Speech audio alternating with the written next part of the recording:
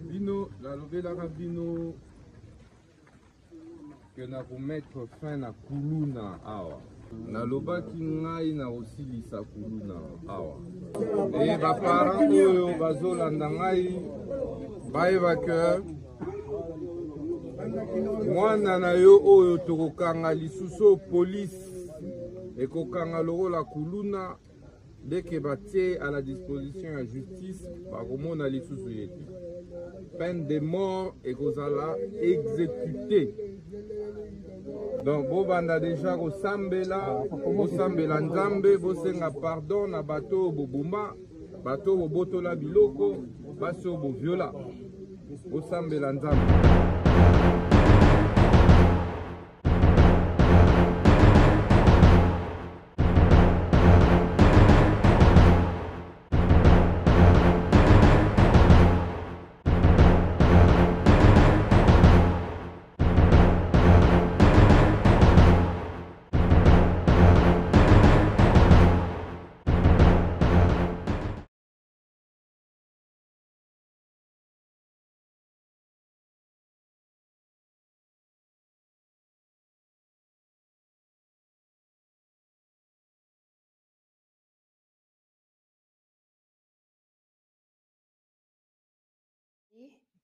Bonjour tout le monde, bienvenue à la chaîne Le Congo d'abord. Nous allons commencer par vous faire le briefing par rapport à ce qui s'est passé la semaine passée et le début de cette semaine. Je vais faire monter mes collaborateurs. Il y a Anaël et il y a aussi notre partenaire qui est Diké et il y aura d'autres personnes qui vont venir nous rejoindre. Anaël, tu m'entends? Oui, bonjour à tout le monde. Et je suis très content d'être là. On est content aussi de t'avoir finalement. Donc, c'est la première vidéo sur notre chaîne. Donc, on va faire le briefing de ce qui s'est passé cette semaine dans notre pays. Le Congo, la chaîne s'appelle Le Congo d'abord et les gens peuvent le voir avec l'icône ici à gauche. Donc, pardon, à droite.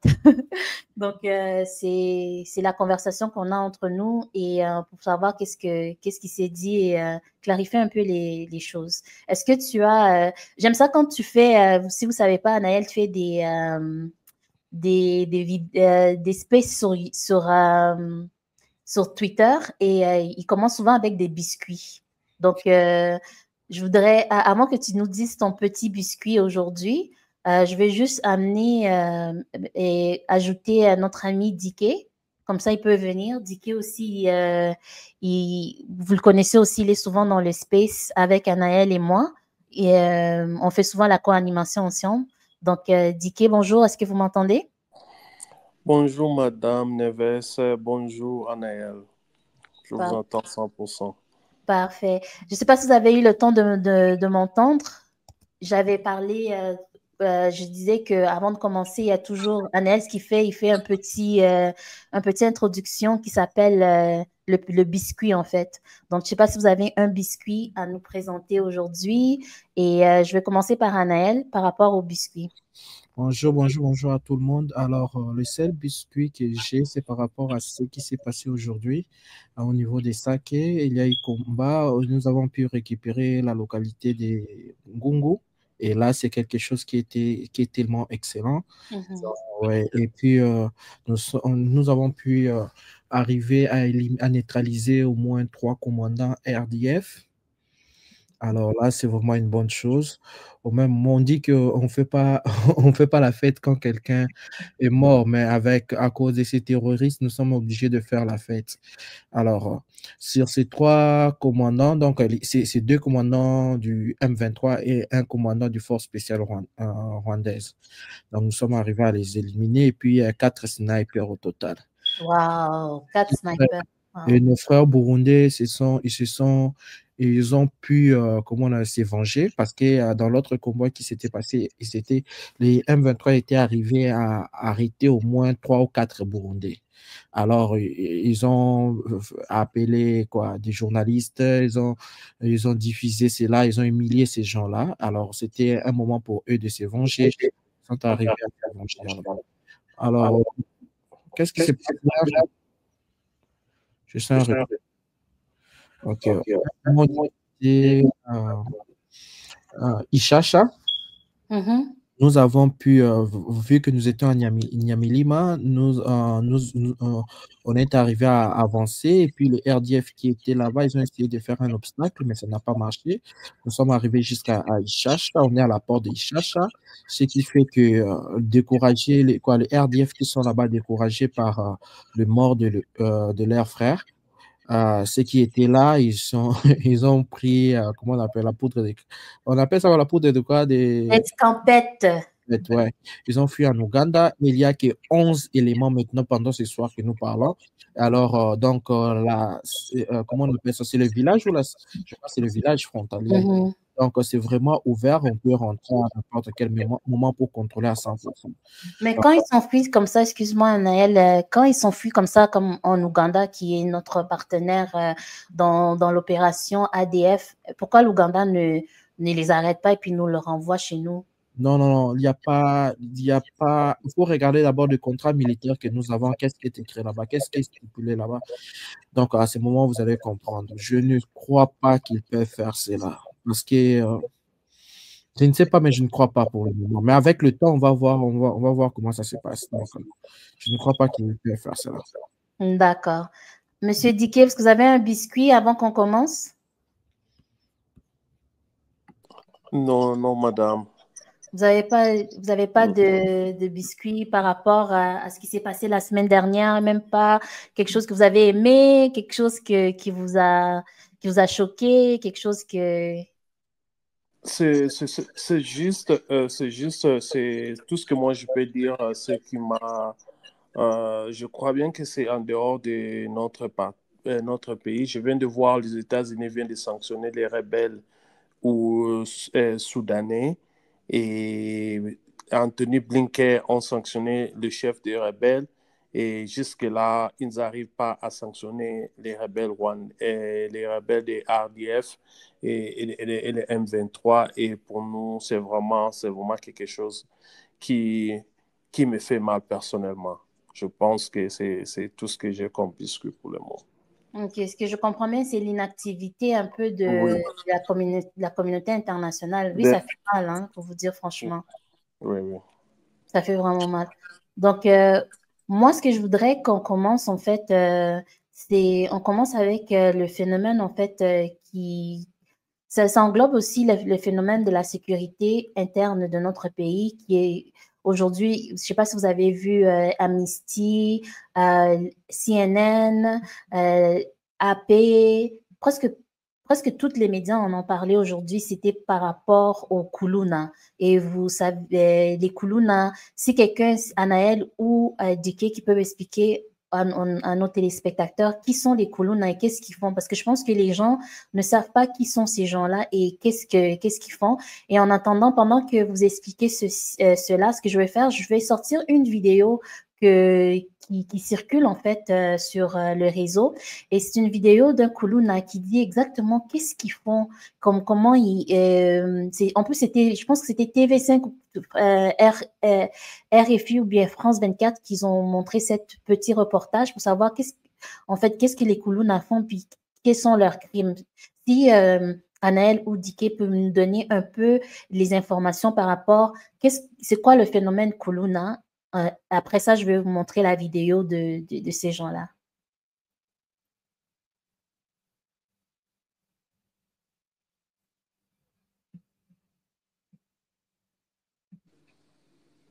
Oh, vos micros sont fermés, hein? Anaël, ton micro est fermé. Diké, ton micro est... Diké, son micro... Ok. D'éviter pour ne pas déranger. Oui. Alors, le Kuluna, c'est un phénomène qui a commencé vers l'année, si je ne me trompe pas, c'est 2004 ou 2006, si je ne me trompe pas. Parce que quand nous, on grandissait à Kinshasa, on avait un système où 6 mois et tout, on ne s'attend pas.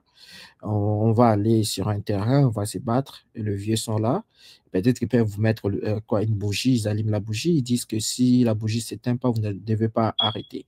On se bat et puis quand on finit, on se parle. C'était comme ça. On s'attendait maintenant, après un certain moment, il y avait ce qu'on appelle des sportifs. OK. Ouais, des sportifs. Et je me rappelle comment je faisais les sports. C'était interdit d'aller se battre à l'extérieur. Ensuite, tu essaies de te battre. Si on apprend, c'est là la manière qu'on va on va te tabasser à l'intérieur dans le dojo, tu vas regretter. Mais après ça, et quand le PPRD, ils ont commencé avec Francis Kalombo, parce que nous l'appelons le père de quoi, de Kuluna. Ils ont créé un système. Après, il y avait une histoire qu'on appelait Katakata. Ouais, Katakata. Après Katakata, c'était en 2005, je crois. Pendant les élections, Francis Kalombo a créé ce qu'on appelle Ligue des jeunes de PPRD. Et dans ces ligues des jeunes-là, il a regroupé tous les jeunes, comment on appelle ça encore, tous les jeunes sportifs, la majorité. Ceux qui font des judo, ceux qui font des karaté, ceci. Et à ce moment-là, il y avait une chanson qui était sortie, c'était Kotako. Non, Kotazo, ouais, Kotazo. Ça faisait vraiment du succès, des papis mbafou. Et pendant ce temps-là, ils ont commencé à appuyer parce qu'on avait aussi un système où moi j'habite dans un quartier X, toi tu habites dans un quartier Y, on ne s'attend pas, on va venir se battre. Alors, comme cette chose-là, ça s'est passé à chaque fois qu'on s'est battu, à chaque fois, et on s'est battu d'abord avec à main nue, et c'est devenu avec des machettes. Et puis, Francis Kalombo, il a essayé de partager les machettes à tous ces jeunes-là. C'était pendant les élections. En faisant cela, et ces jeunes-là se voyaient intouchables, il a encore, comment on appelle ça encore? Il a démarré cette chose-là qui devait commencer. Il a aidé la chose. Et c'est devenu quelque chose que tout le monde qui est en train de faire, des jeunes en train de se battre, les jeunes en train de se tuer. Donc, moi, je peux être de commune X, je te vois de commune Y, je dis n'entre pas chez nous. Si tu essaies de rentrer, on va te tabasser. Vous venez, vous me voyez en cours de route, vous essayez de prendre mon téléphone, moi je vais aller acquiser chez le mien, les miens vont venir se battre contre le vôtre. Et c'est devenu un peu comme ça, et puis ça a pris de l'allure, et puis c'est devenu maintenant, quand on vient, on passe sur des avenues, on emporte tout, donc c'est ça, à peu près. Le micro est fermé. Votre micro est fermé. Votre micro est fermé, Neves. Oui, désolé. Dans le fond, si je comprends bien, le phénomène Kuluna, c'est comme les phénomènes en Amérique du Nord qu'on appelle les gangs de rue. Ou bien c'est plus que les gangs de rue? Parce que est-ce que c'est séparé par quartier? Est-ce que c'est séparé? Parce qu'on attend souvent les Kuluna. Par clan, par quartier, ça dépend. On avait à notre époque, on avait l'armée rouge, l'armée noire, on avait beaucoup. Donc l'armée rouge, armée noire, je crois, armée noire, c'était vers Kassavubu. Non, ouais, vers Kassavubu et comment on appelle ça, de Martyrs. On avait les Kokowaya qui était garde du corps du Wera. Donc, c'était séparé par rapport au quartier, par rapport aux communes. C'est des Kalamou se battent contre, c'est de quoi? C'est des communes de Kinshasa, on avait Câble. Je ne sais pas si vous connaissez, les Kinois utilisent souvent Yebela. Quand un Kinois veut te parler, il veut te dire que fais attention à celui-ci. Je peux te dire, fais attention à Deka. Je dis, ah, Neves, Yebela Deka. Donc, je voulais juste te dire que fais attention. Alors, ce mot-là est sorti d'un groupe, si je ne me trompe pas, de ceux qui étaient à la commune de Barumbo, ouais, les Kuluna de Barumbo, ils dépendaient des câbles. Ouais, câbles. Et puis, il y avait un autre groupe qu'on avait, les Kokowaya. Oui, à cette époque-là, Câble avait son second qui était mort tiré par les policiers. Donc, c'est quelque chose qui a commencé depuis longtemps. On peut dire que c'est la génération Kabila. Je vois.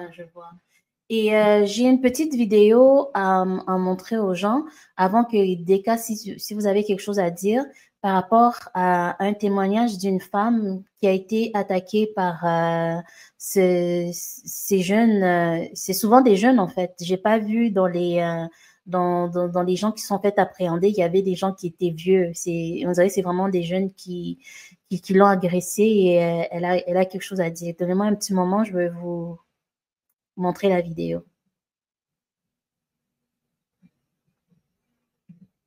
En un court instant, malgré leur traumatisme, sont venus raconter. En très peu de temps, on nous a violés. Un grand nombre de personnes nous ont violés. Ils étaient nombreux, vraiment nombreux. En un court instant, 5 personnes te pénètrent par la bouche, par l'anus, par le vagin. Ils me disaient qu'ils me connaissaient bien. De nombreuses, malgré leur traumatisme. Donc, c'est un peu, c'est dur à écouter en fait, de voir une personne qui se fait agresser comme ça. Je peux pas dire le mot en V sur les réseaux parce qu'on va je vais me faire bannir de la plateforme. Mais la controverse par rapport à ces jeunes-là est que il y a eu en fait beaucoup de médias occidentaux qui étaient contre la peine d'exécution, si je peux bien dire, parce que je ne vais pas dire le mot en M non plus, parce que vous savez, la plateforme YouTube, quand tu dis un certain mot, ça va nous bannir. Donc, pour la peine d'exécution, pour pouvoir les exécuter et tout ça, les médias occidentaux sont contre, en fait. Et je voudrais avoir l'avis de Diké par rapport à ça. Est-ce que vous trouvez leur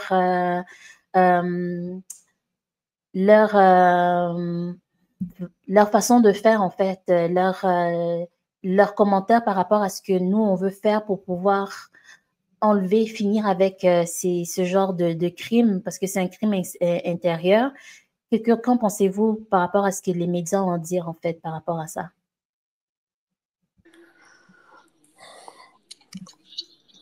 Ok. Ce que moi, je vais essayer de dire sur ça, c'est l'histoire du Congo. Les médias internationaux viennent exagérer. Ils cherchent des problèmes, ils cherchent là où pointer du doigt, trouver l'erreur dans notre système juridique. Parce que si on regarde aux États-Unis, il y a combien de gangsters qui se trouvent dans des prisons? Combien de gangsters qui sont exécutés aussi parce qu'ils ont commis de meurtres, ils ont commis ils ont commis tous les problèmes qu'ils ont commis, ils sont arrêtés, ils sont dans des prisons, ils sont aussi exécutés. Pourquoi pas? Nous, on peut les faire. Pourquoi les États-Unis aient permis de faire ça et non pas nous chez nous? Parce qu'on sait que tous ces jeunes-là sont devenus un problème permanent pour les quartiers parce que, et je ne sais pas, quand tu es là au Congo, tu vas voir, nos mamans vendent dans le riz. Nos mamans vendent dans le riz et c'est là où ils se débrouillent, ils cherchent quelque chose pour nourrir leur famille. Mais quand ces jeunes-là commencent à se battre ou venir piller ou voler les histoires de ce que maman-là sont en train de vendre et on commence à parler sur ça pour dire qu'on ne peut pas faire ça sur eux. Et qu'est-ce qu'eux ils veulent qu'on puisse faire avec tous ces gens-là? On doit passer les messages, on doit aussi passer notre discipline pour que ces phénomènes ici puissent terminer. On puisse avoir une nouvelle génération de jeunes qui vont chercher à apprendre du métier et à commencer à travailler. Pour moi, ce que moi je trouve, c'est que CNN, TV5 et tous les médias tous les médias qui ont publié sur ça, ils n'ont rien à nous apprendre, ils n'ont rien à nous dire là-dessus. Merci beaucoup. Je vois que Madame Sarah, elle est venue nous rejoindre. En fait, on parle du phénomène de Kuluna et puis on parle aussi on discute par rapport au lancement de la chaîne et on essaie d'avoir les avis de tout le monde par rapport à ce qui s'est passé médiatiquement, qu'est-ce qui s'est passé avec, c'est quoi le phénomène Kuluna, parce qu'il y a beaucoup de personnes qui qui les connaissent et d'autres personnes qui ne le connaissent pas. Et merci beaucoup de nous avoir, d'être venus nous rejoindre ici par rapport à cette discussion. Est-ce que vous avez quelque chose à dire par rapport au Kuluna? J'ai une autre vidéo à passer par rapport à notre ministre de la Justice, Constant Mutamba. Et si vous voulez, Madame Sarah, je peux passer la vidéo et vous pouvez parler après, ou bien vous voulez dire un petit coucou avant que je passe la vidéo. Votre micro, il est fermé, hein? Vous pouvez, bonsoir à tous, merci pour la parole, merci pour l'accueil.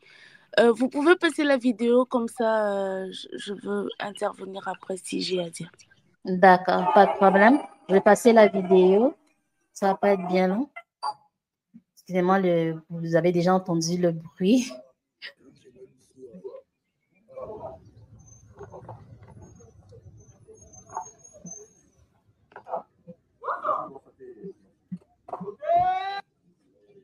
Bino, la bino, que na mettre fin na kuluna awa. La lobaki ngai na osilisa kuluna awa.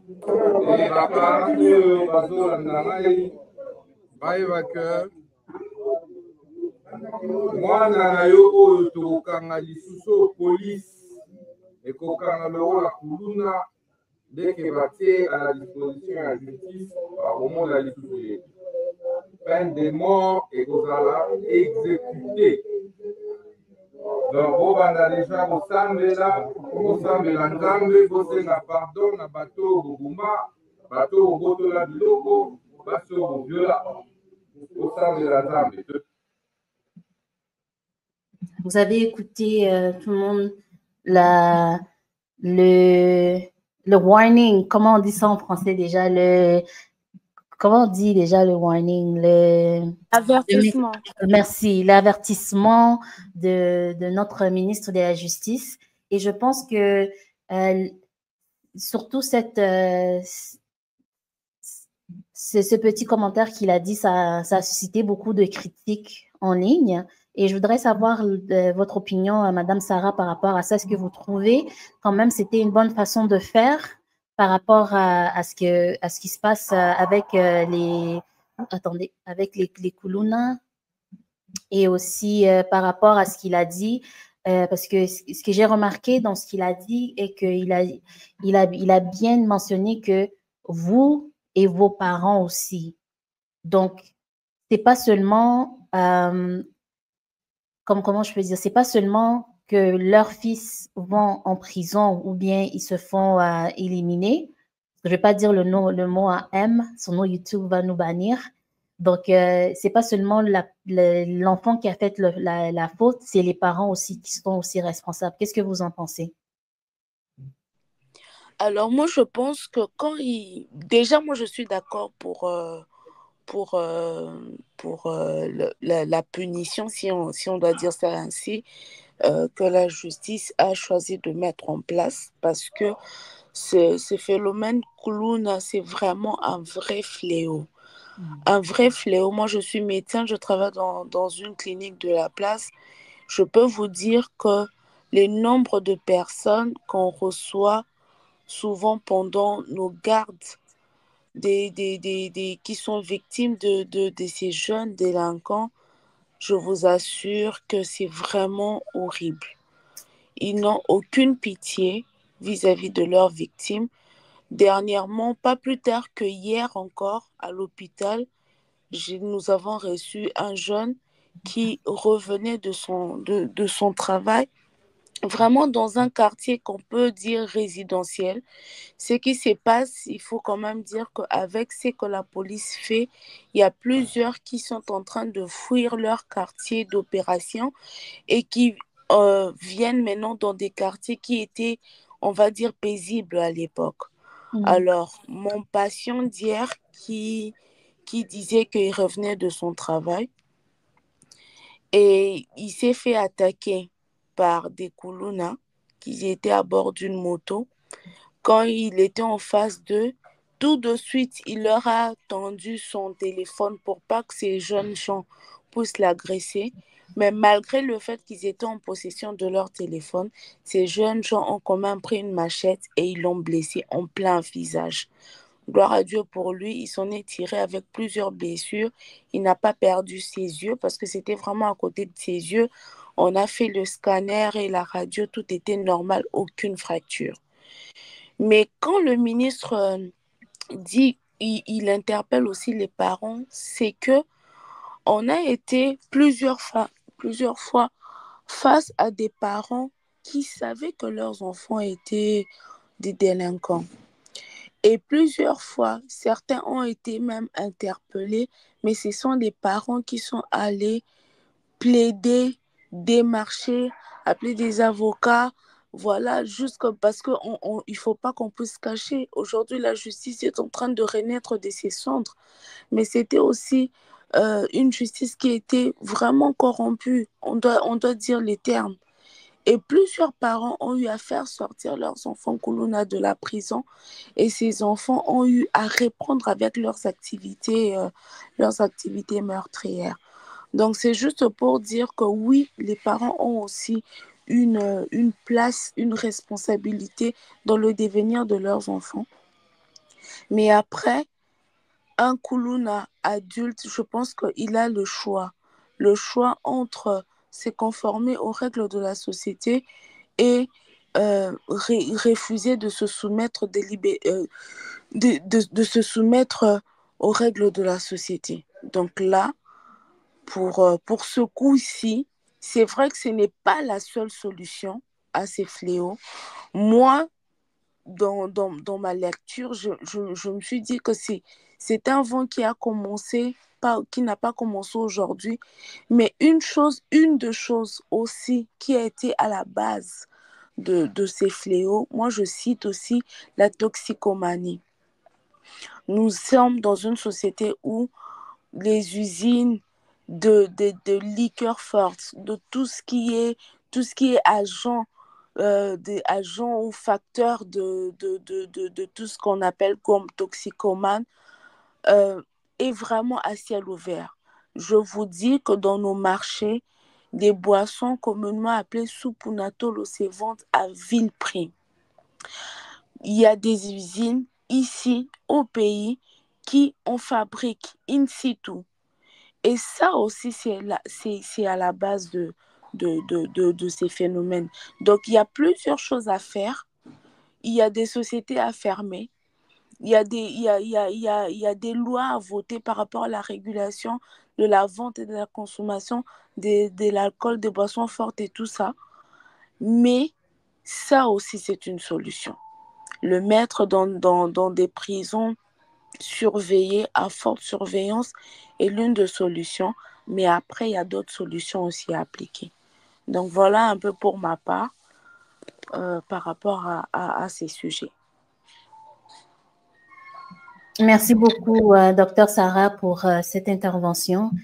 Beaucoup d'informations. Et puis, merci d'avoir partagé aussi une expérience que vous avez, qu'un de vos patients a vécu. Et c'est intéressant que vous disiez que l'opinion de notre ministre, du ministre de la Justice, vous ne partagez pas à 100%. Pouvez-vous me dire quel est le point que vous ne partagez pas?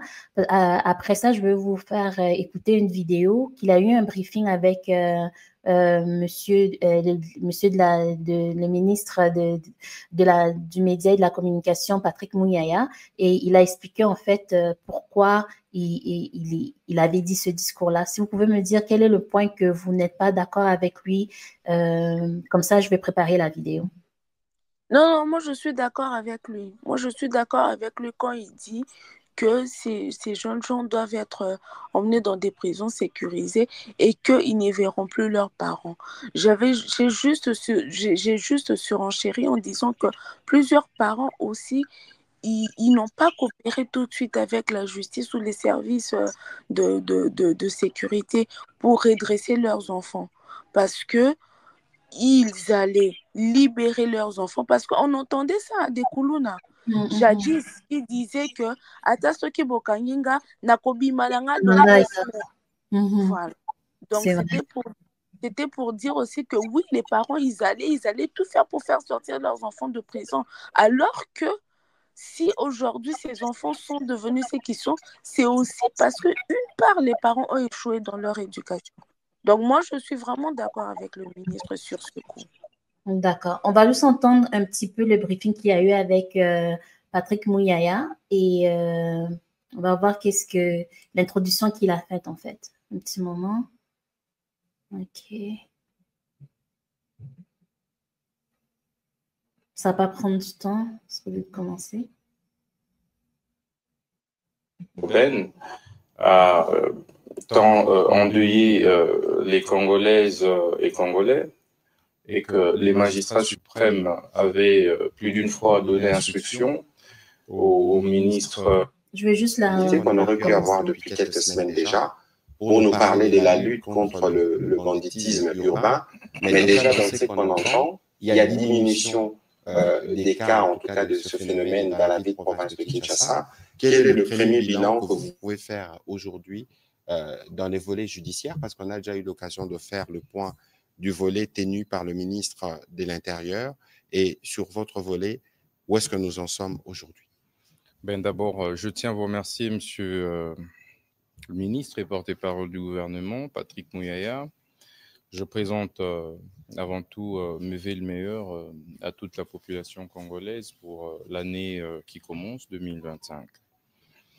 Il faut dire que la problématique de l'insécurité urbaine a tant endeuillé les Congolaises et Congolais et que les magistrats suprêmes avaient plus d'une fois donné instruction au ministre, vice-premier ministre, ministre de l'Intérieur, vice-premier ministre et ministre de la Défense et au ministre d'État, ministre de la Justice pour pouvoir envisager de mécanismes d'endiguer ce phénomène.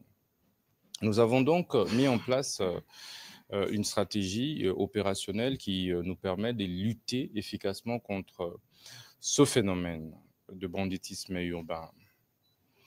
Nous avons dû lancer l'opération Zéro Kuluna aux côtés de l'opération Ndobo.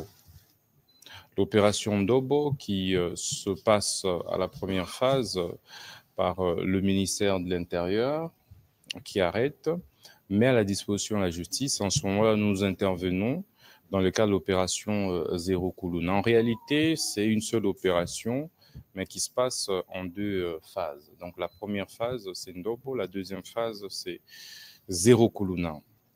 C'est sur l'ensemble du pays. Mais dans un premier temps, nous avons commencé par la ville de Kinshasa, qui a statut de province. Il faut dire qu'à notre niveau, nous avons pu organiser plus de 11 audiences foraines et plus de 300 Kuluna ont été condamnés. Ça veut dire que ces procès ont été organisés sur la base de l'ordonnance loi sur la répression des infractions flagrantes pour évidemment permettre de faciliter la célérité des procédures. Et tous les droits des justiciables ont été évidemment garantis, y compris le droit au double degré des juridictions. Donc le droit à la défense, le droit au double degré des juridictions, tous ces droits ont été garantis. Donc droit également à se faire assister par des avocats ou encore des défenseurs judiciaires. Tous ces droits ont été reconnus aux justiciables.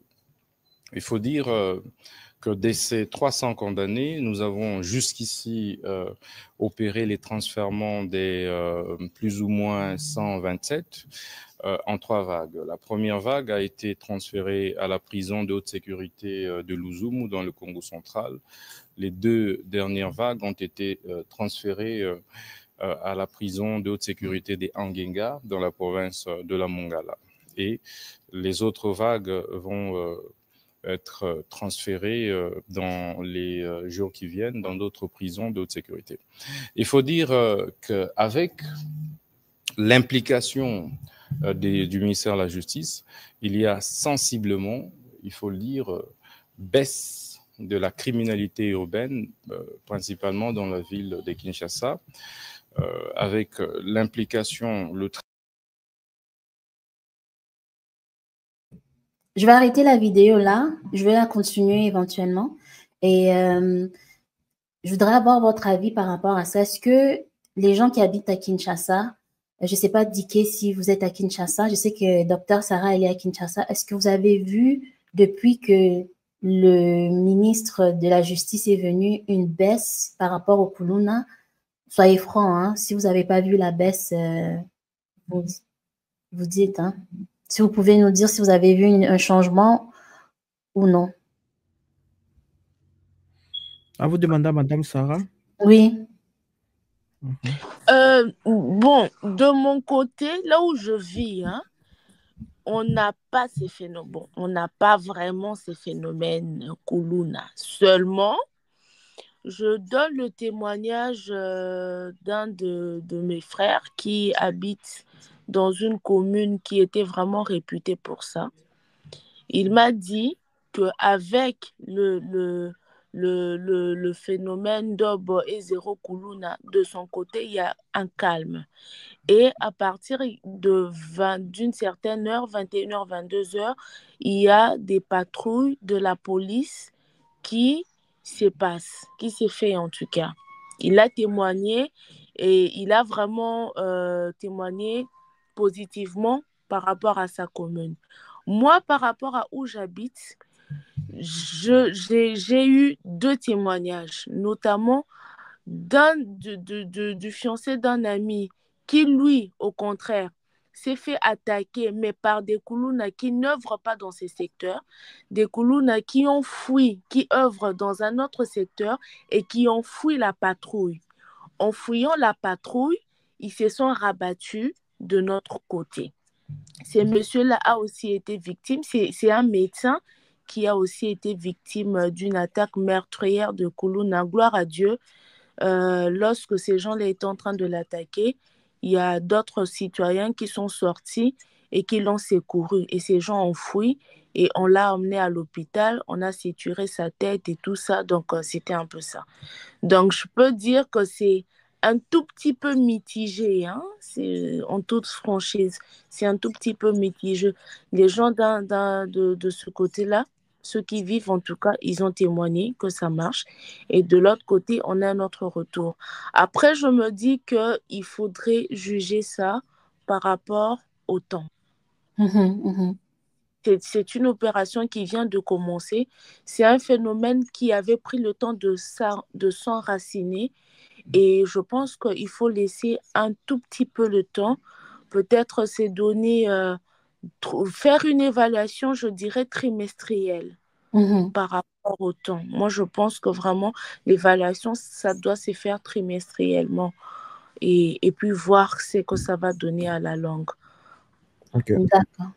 Je peux ajouter? Oui, oui. Allez-y, Anaël. Je crois que ce n'est pas la première fois. Quand on avait l'ancien, comment on appelle ça, commissaire général de la police, c'était celui qu'on appelait l'esprit des morts. Comment il s'appelle encore, Madame Sarah? Le général Kanyama. Quand le général Kanyama était là, ces phénomènes avaient fini, c'était plus la même chose. Pourquoi? Parce que les jeunes, ils avaient peur. Parce qu'à un certain moment, eux, ils ont peur quand ils écoutent la mort, tout cela. Mais quand cette chose-là, quand les gens ont parlé, on a lâché encore, c'est revenu encore. Donc, parce que les gens ne comprennent pas les Kuluna. Tu vas comprendre comment il y a un danger sur cette chose ici-là, si simplement tu sors la nuit, et puis au Kutanina Bango, c'est à ce moment que tu vas comprendre. Tant que tu te rencontres avec eux, tu ne vas pas comprendre ça. Ceux qui peuvent te faire, tu vas comprendre ça. S'il y a quelqu'un dans ta famille qui est déjà passé dans ça, tu vas comprendre. Le jour qu'ils vont ravir ce que tu fais comme du business un peu, tu vas comprendre réellement. Et puis, ce qui est mauvais, quand ils viennent se battre entre eux, ils emportent tout. Hein. On appelle ça encore comment, Madame Sarah, quand ils viennent, ils courent dans la roue, au niveau des avenues, ils commencent à se battre entre eux. Ils appellent comment? Quand on dit, oh, Koulounaye, tout le monde fuit. J'ai oublié comment on appelait ça. Ils vont prendre tout. Les mamans qui vendent le pain, si tu n'avais pas eu le temps d'enlever tes pains, tout est parti. Donc, des choses pareilles. Et à un certain moment, les gens disent que c'est la pauvreté. Moi, je ne crois pas que c'est la pauvreté, parce que nous tous, nous vivons dans la pauvreté. Mais c'est quoi alors, Anaël, si c'est pas la pauvreté? Parce que ce que j'ai remarqué dans ce que vous avez dit, on dirait il faut vivre là-bas pour pouvoir pour comprendre ça. Mais je veux vous partager un tweet. C'est le tweet d'une jeune femme. Elle s'appelle Nadège Moutouti Web Boy. Donc, elle a commenté par rapport au phénomène Kuluna et en voyant son tweet, moi, ça m'a, pour vous dire franchement, j'étais un peu surprise parce que je me suis demandé, parce que vous avez dit que c'est un phénomène que ça existe depuis longtemps et on dirait que ce qu'elle a dit, en fait, c'est comme si c'était quelque chose de nouveau. C'est comme si que c'est un phénomène qu'elle ne connaît pas, que le gouvernement est en train de soit politiser ou soit... en tout cas, je vais vous montrer le tweet et si on peut... Le tweet parce que j'ai déjà l'idée sur ça. C'est qui je montre aux spectateurs, en fait. Oui, allez-y, je vais mettre... Les gens oublient, ils arrivent à faire la confusion entre l'opposition et aimer son pays. Parce que quand ça vient comme ça, on commence à parler de ça, mais quand ça ne marche pas, ils ont oublié qu'il y a là un mois passé, ces gens ici viennent de tuer un journaliste, et une journaliste de la RTNC, qui rentrait chez elle à la maison à 0 heure. Elle a été directement attaquée par ces gens ici. Donc, ce n'est pas la première fois. Et si vous n'êtes pas encore attaqué, vous n'allez pas comprendre comment c'est si dangereux. Nous avons vécu des choses, nous avons vécu des katakata. Ceux qui sont des Quinois connaissent. Les katakata, nos mamans ne pouvaient plus aller prendre le pain parce que quand tu essaies d'aller prendre, parce que le matin, là, tu pars chercher tes pains dans la boulangerie, on te trouve, on va te couper en morceaux. Donc, après ça, ça a disparu. Nous avons commencé avec ce phénomène ici. Avec le temps, nous tous on souffre. Avec le temps, tellement qu'on a laissé, parce qu'il y a les droits de l'homme, on ne peut pas y arrêter. Voilà pourquoi c'est devenu comme ça. Et on n'arrive plus à contrôler. Et ce même gène, quand on les arrête aujourd'hui, la même famille va faire sortir. Moi, je te donne un exemple, le mien. En 2010, je crois que certaines personnes connaissent, vers 2012, on avait comment on appelle ça, un pressing qu'on appelle IN-O1, bon, pressing tout court, qu'on appelle... on appelait Chic Bopeto. Il y avait un qui était vers Victoire, Matongé, et l'autre qui était vers la commune de Kinshasa, sur le macadam, en croisement Kabinda, comment on appelle ça, croisement Kabinda Kassavobo. Donc, c'était pas vraiment comment on appelle, c'était ces pressings étaient là, et le jour que le propriétaire du pressing, qui était le mari de ma tante paternelle, il venait juste de mourir. Mon petit frère à moi, qui s'appelle Jean-Jacques, un garçon très, très intelligent, très, très intelligent, qui est rentré dans le Kuluna. Il a commencé ça, on l'avait arrêté. Quand on l'a arrêté, papa a demandé qu'on puisse le laisser en prison. Parce que quand on le laisse pendant 4 ou 6 mois, il va un peu changer. Sa maman, non, mon enfant, la maman est allée corrompre avec $400. Et qu'est-ce qui est arrivé? Le même jour que nous avons le deuil, et qu'est-ce qui arrive? Mon frère à moi, mon cousin, on a grandi ensemble, on était comme petits frères, mais lui, il a changé. Et puis, quand il est devenu Kuluna, même moi, j'avais peur de lui, parce qu'il n'avait pas la même force que moi j'ai. Il est allé, il fume des choses pareilles. Il est allé, comment on appelle ça, il habitait à la commune de Bumbu. Arrivé à Bumbu, il a traversé les quartiers qu'il ne fallait pas. Et directement, tous ces jeunes-là qui l'ont vu ont commencé à l'attaquer, l'autre groupe de Kuluna. Et il avait du fétiche, et s'il crie, il doit disparaître. Et ce jour-là, il était comment on appelle ça encore? Il était ivre. Donc, attendez, Anaël, qu'est-ce que vous dites par, juste pour les audiences, qu'est-ce que vous dites par quand il crie, il doit disparaître? C'est-à-dire quoi? Quand vous êtes en train de les suivre, il lance parce qu'il y a les Kuluna, ils touchent ce qu'on appelle du fétiche. Il y a certains qui ont des ok. C'est du fétiche. Des coups KO, c'est-à-dire quoi? Je te donne un coup, ça te touche simplement un peu, tu tombes KO. Ouais, c'est du fétiche. Alors, lui, il était, quand vous le suivez, quand il passe de l'autre côté, il crie, il disparaît. Il va disparaître. Et ces jours-là, il était sous, comment on appelle ça, quoi? Il était ivre. Il a oublié de quoi, de disparaître. Et puis, tous ces gens-là étaient sur lui. Et il a commencé à se battre. En se battant, il a fui dans la maison d'une personne qui était là. Il a fui dans sa maison. La police est venue, on l'a arrêté. Et quand on l'a arrêté, on l'a tabassé. C'est comme ça qu'il est mort. Wow. C'est comme ça qu'il est mort. On a perdu une grande personne dans la famille. Juste pour te faire comprendre. Et depuis alors, quand nous, on pleurait notre frère qui est mort, mais il y avait des gens qui étaient soulagés. Il y avait des gens qui étaient soulagés. Ils disaient que c'est cet enfant, si tu te rencontres avec lui à 2 heures, c'est fini pour toi. Mais soulagé, ça, ok, je comprends. Là, on revient avec ce que Dr Sarah elle a dit aussi. C'est les parents aussi sont à punir là-dessus. Bon, toujours. La famille. Non. Ce qu'on dit, selon la loi congolaise, on dit encore quoi? La faute est individuelle. Quand tu fais quelque chose sur toi, ce n'est pas la famille. Et souvent, ceux qui sont moins âgés, on peut, mais je ne sais pas s'il y a une loi derrière ça. Mais ceux qui ont déjà dépassé 18 ans, ils ne dépendent pas des parents. Et puis, ils n'écoutent pas. Et puis, comme les parents n'ont pas de travail, ne donnent rien, les enfants sont indépendants. Donc, c'est ce qui arrive. Ok. Il y a aussi, comme on parle de Kuluna, je vais juste glisser un petit mot par rapport à Kayema KCC. Kanyama KCC. Pardon? Comment vous dites ça? Kanyamaka CC. Pardonnez-moi pour l'accent. Pour les Kanyamaka CC, moi, j'ai cru quand le président actuel a mis ce programme, ça baisserait un peu les Kuluna. Mais quand je regarde le nombre des Kuluna qui vont à Kayemaka CC et je vois le nombre de Kuluna qui ont arrêté et qui sont à Kinshasa, on dirait que pour moi, on dirait qu'ils sont en train de se multiplier. Donc, qu'est-ce qui fait que, parce que ça m'a juste rentré dans la tête parce que je me souviens quand le programme a commencé, parce que vous avez dit que la faute, c'est seulement, c'est la faute, selon nous les Congolais, la faute, elle était individuelle, mais quand le président, ça c'était même pas la peine de mort, oh, j'ai dit le mot M, YouTube va me bannir, mais c'est pas grave.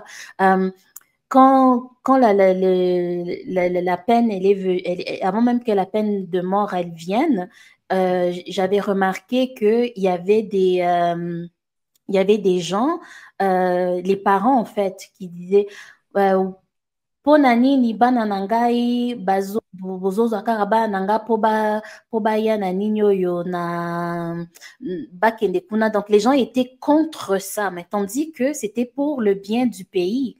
Mais pourquoi nous, en tant que Congolais, on s'abstient à des programmes comme ça?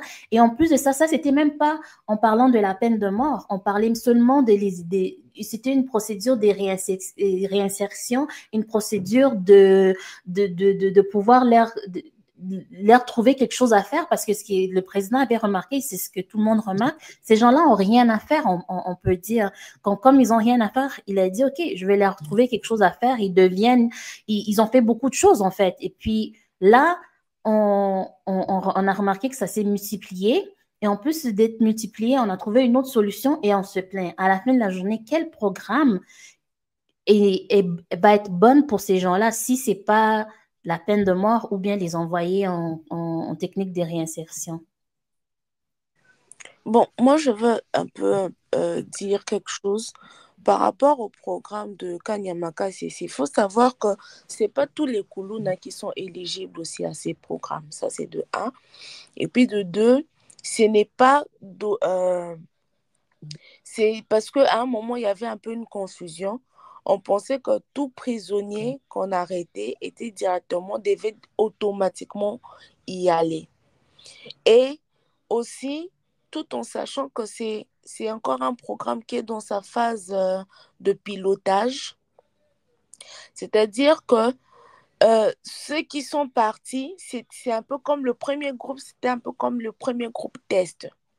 Mais ce n'est pas un programme seulement dédié spécialement au Kuluna qu'on arrête. Parce qu'il y a aussi des volontaires, des jeunes qui s'enrôlent pour justement aller au service national. Ça, c'est une chose. Après, c'est vrai que on a l'impression que le phénomène Kuluna s'est multiplié. Pourquoi? Parce que jusque-là, il n'y avait pas encore une solution un peu comment est-ce que je peux dire? Adaptée, si je dois dire, hein, avant la venue du service national et lorsque on a interdit leur exécution par ce que le général Kanyama faisait. Ça fait comme on a laissé un peu un temps où ils se sont vraiment multipliés. Et maintenant qu'on met le doigt sur le problème, on a l'impression que ce n'est pas encore ça la solution. Mais moi, vraiment, comme j'ai dit, c'est que c'est une question d'abord de temps. Mais après, avec le service national, c'est quelque chose qui va aussi beaucoup résoudre ces problèmes de Kuluna. Parce que ce qui se passe, c'est que ceux qu'on a recrutés, dans le premier lot qu'on a recruté pour le service national, ils étaient déjà en prison, certains en train de purger leur peine. C'est qu'il faut savoir. Il y a certains prisonniers, il y a certains jeunes du service national qui étaient déjà en prison en train de purger leur peine et qui ont été acheminés au service national. Donc, sur ce point-là, je pense que le service national est l'une des solutions qui va éradiquer ce phénomène. Mais comme c'est encore dans sa phase pilote, je pense qu'avec le temps, ça va le faire. Mais après, ça ne sera pas seulement la seule solution. Je pense vraiment qu'on doit réfléchir en fond sur cette question. D'accord, merci beaucoup, Dr. Sarah, pour cette intervention. Donc, je vais juste continuer un peu plus qu'est-ce que le ministre de la Justice a à dire. Comme ça, on va lentement clôturer un peu. Un petit moment. Le travail que fait le VPM intérieur, notre implication en tant que ministre d'État et de la Justice, grâce au travail acharné de nos policiers, de nos militaires, de nos magistrats civils, de nos magistrats militaires, parce que la stratégie que nous avons mise en place était celle de pouvoir déférer tous ces criminels urbains devant les juridictions.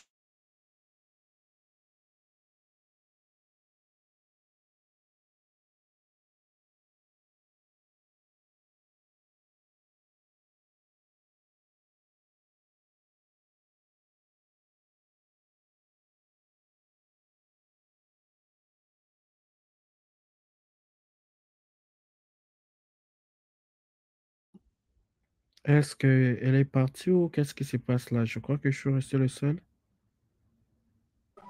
Non, moi je suis là, mais je n'entends plus. Je crois que Madame Sarah, Madame Neves a un problème. Ok. Ouais. Madame Neves, vous êtes là? Je crois elle montre le quoi. Ouais. Je crois que l'émission, on doit le faire juste. Allô? Allô, oui, on vous écoute, on vous attend là.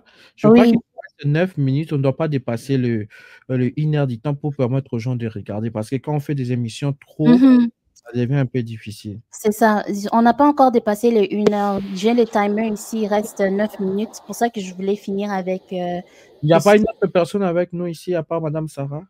Il y a quelqu'un qui essaye de rentrer et de sortir. Je pense que... Vous pouvez lui donner la parole. Attends. Il n'est pas là, en fait. Diké, il est parti. Et les autres personnes qui sont montées, je pense qu'ils ont eu des problèmes. Mais tout à l'heure, quand j'ai montré la vidéo, est-ce que vous avez entendu la vidéo ou bien vous n'avez pas entendu?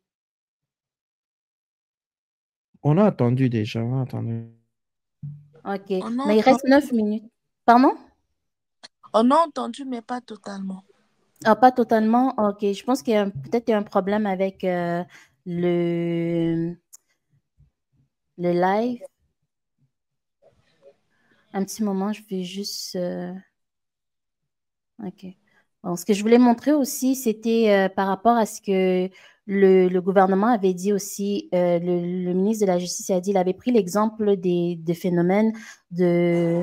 Oh, un petit moment. Il avait pris aussi l'exemple des phénomènes des Koulouna. Il avait pris l'exemple de l'Haïti. Je ne sais pas si vous avez écouté le briefing. Il a pris l'exemple de l'Haïti, comment les gangsters, les gens un groupe, en fait, ils ont empêché le premier ministre à venir, à atterrir à l'aéroport et ils ont pris le contrôle de la ville d'Haïti. Donc, il y avait aussi ça que lui, par rapport à... Vous m'entendez? Oui. OK. Par rapport à ce qui s'est passé, à ce qui s'est passé en Haïti, il avait eu un peu peur par rapport à ça aussi. Donc, moi, je trouve que ces inquiétudes sont très légitimes. Et moi, vraiment, il reste 7 minutes au live parce que je ne vais pas le mettre au-dessus, comme Anaël a dit, au recording. C'est un recording, c'est même pas un live. Il reste 7 minutes et je voudrais, une des questions que je voudrais savoir pour conclure dans les 6 minutes qui nous restent, savoir est-ce que la condamnation et les mots que la communauté internationale disent, est-ce que c'est légitime ou pas? Qu'est-ce que vous en pensez? Parce que c'est vraiment ça qui a fait sortir tout le monde de son camp. C'est le commentaire. Pardon? Ouais, j'ai dit OK, ça va. Oui. Donc, je voudrais savoir vos opinions par rapport à ce que la communauté internationale a à dire par rapport à ce que nous, on fait à notre pays, par rapport à ce que nous, on a à dire de notre pays et à enlever l'insécurité dans notre pays. Et si on peut avoir un mot de la fin là-dessus, si Sarah et après Anaël, comme ça, on va finir le live. Moi, en tout cas, je pense que c'est très légitime la solution que nous avons proposée, que le ministre a proposée. Je crois que chaque État est souverain. Chaque État traite son problème à sa manière. Et comme il y a un adage qui dit, aux grands mots, des grands remèdes. Donc, moi, je pense vraiment que c'est légitime et qu'on doit foncer dans ce sens-là. OK. Et Anaël? Moi aussi, je pense aussi la même chose parce que nous connaissons moins le problème au niveau de nos familles et au niveau de notre pays. Ce n'est pas aux personnes qui ne vivent pas avec nous qui doivent venir pour nous donner des conseils ou nous dire ce que nous devons faire. Parce que réellement, c'est nous qui vivons avec ces gens-là, c'est nous qui mourons, c'est nous qui souffrons. Donc, moi, je crois que si on dit, comme on l'appelle, des morts, c'est parce qu'on a essayé toutes sortes de formules. On a essayé Kanyamaka CC. Il y a même d'autres qui sont allés à Kanyamaka CC qui ont fui pour revenir dans cette vie-là. Donc, on a essayé de les rééduquer, mais ils sont rentrés dans leur ancienne vie. Et quand ils reviennent, ils recommencent encore à refaire la même chose. Alors, je crois que nous avons besoin de la paix. Parce que ces gens-là, c'est juste parce qu'ils n'ont pas des armes. S'ils avaient des armes, ils seront identiques. Ils vont faire la même chose comme les M23. Alors, je crois qu'une peine de mort est importante pour certaines personnes, pour permettre à certaines personnes de ne plus refaire cela. Parce que ce qui arrive, c'est quoi? Moi, je sais que je vais couper la tête de maman Sarah. Après avoir coupé la tête de maman Sarah, mais je suis à moi à l'aise. Pourquoi? Parce que je sais qu'on va me mettre simplement en prison. Et si tout va bien, si on a l'argent, après 10 ans, je vais sortir. Alors que pendant que là, j'ai détruit toute une génération de maman Sarah. Je vais faire souffrir toute une famille.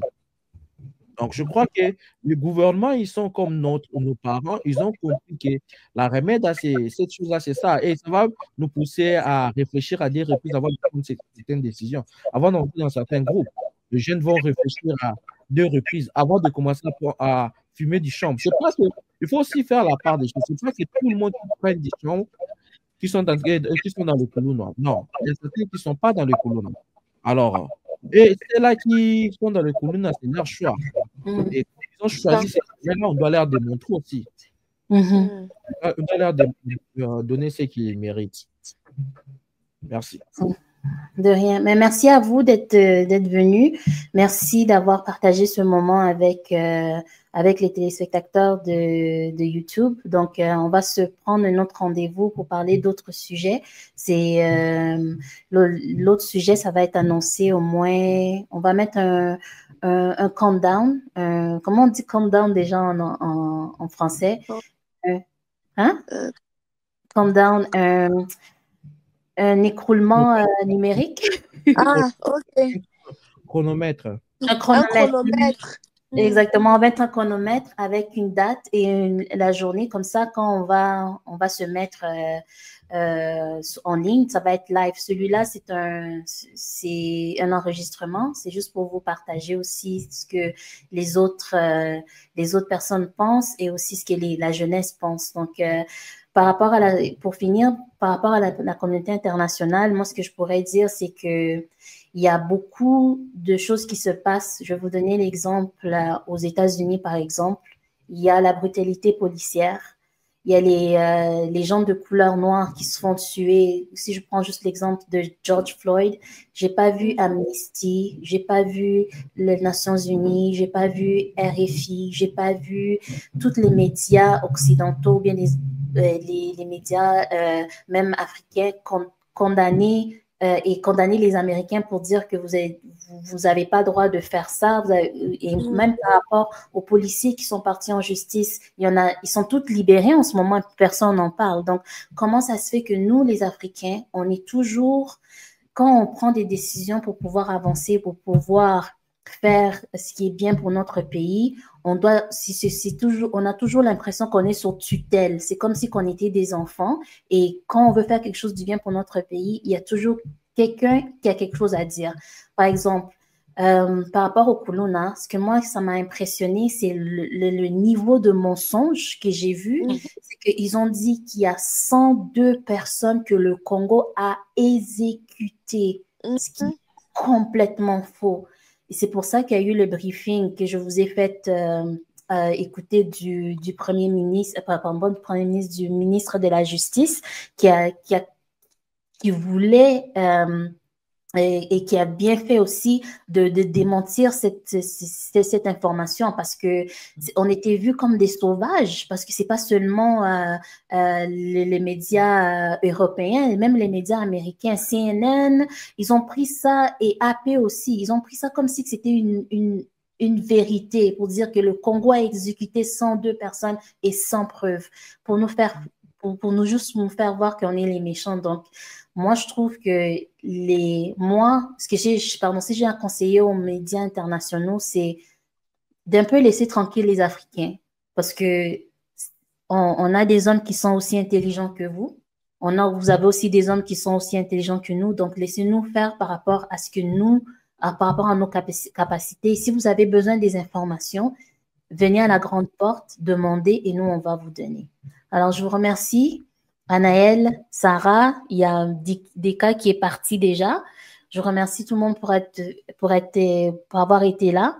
Donc, on va essayer de faire au moins une fois par semaine un briefing par rapport à ce qui s'est passé. Aujourd'hui, on est mardi, mais on va essayer de le faire soit les dimanches. Je sais pas, les dimanches, on va voir la date, mais on va vous l'annoncer quand même. Est-ce que vous avez quelque chose d'autre à dire avant que je coupe l'enregistrement? Non, merci à vous, Madame Neves. Merci, bonne soirée à tout le monde. Merci de nous Merci, pareillement. Merci beaucoup. Parfait. Merci à vous d'être venus. On se dit à la prochaine. Bye bye.